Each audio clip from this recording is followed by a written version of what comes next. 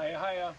I want to thank my technical director, Robert Fleischer, who tells me to be in the center of the picture. And who's the special effects director that's providing the rain?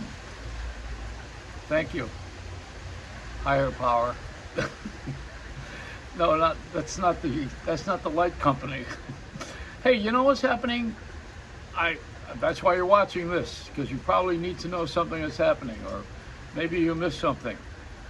I think you ought to know that our society is a little bit screwed up. Yeah, I think a little bit of it. You know, we haven't really gotten this down yet. They're calling this an experiment, the American way of life. An experiment, huh? So was Dr. Frankenstein. Put all these bodies together from dead people and brought it to life. Oh, thank you, young Frankenstein. Yeah, walk this way. I think somewhere along the line we have screwed up as a society and letting things go too far. For instance, I would say RuPaul. Now there you go. I'm watching this movement today that the most important thing in a person's life, I'll tweet this, is RuPaul, who is a drag queen. I mean, and this is important right now to be a drag queen. I always thought a drag queen was a woman who drove NASCAR, but this is someone who is absolutely dedicated to dressing like a woman. Why does a woman want to? Women don't dress like women anymore. I mean, you can't get Ellen DeGeneres to wear a skirt, and yet these guys. I mean, what is RuPaul? He's just an old black guy with no tits. and so he puts all this stuff on, you know, and glamorizes it. And you got all these people who are transgender. Is that it? That's a serious thing now. You know, I mean, you know, people who have that issue or that situation in their lives. This is not disrespectful. I mean, I know it's not the end of June yet, almost, and we have no more Pride at the end of June. Pride goes away. You use Pride on your furniture after June. But you know, this is it. They try to get this. One kid wanted to fight for a transgender bathroom, so that we would have 3 men's rooms, you know, or lady, men, and women's room, or what is ladies' room, men's room. We would have a Johnny Mathis, a Elton John, and a RuPaul. Now, you know, we have these rooms that are dedicated for toilets, and this kid wanted to have a transgender room, so that you have your own. No, or should it be that all rooms are transgender, that a guy could sit or stand or do whatever he wants to do while he's in there doing his business. I think somewhere we are fighting for a lot of the wrong things. If you gotta go, you gotta go, you know. And believe me, some of these people, they say that about me. He's gotta go. They don't mean to the bathroom. Although I'm the head of the poop squad. See, that's why I wear a white shirt.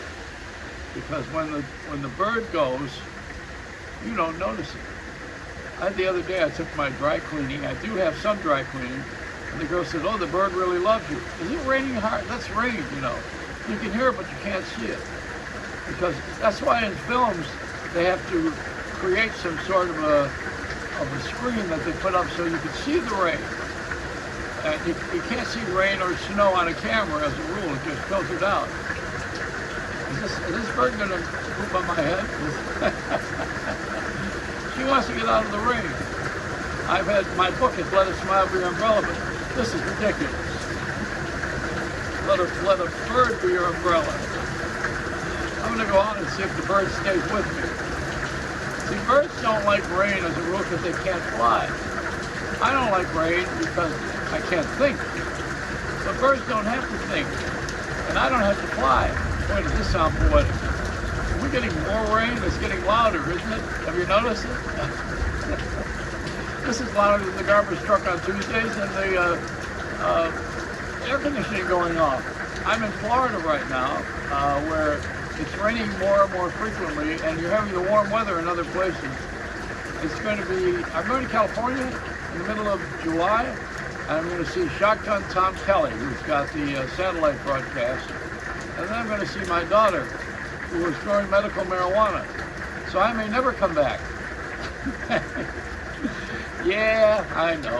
Hey, listen, I don't do weed anymore. I did that in the 60s. We got so loaded back then.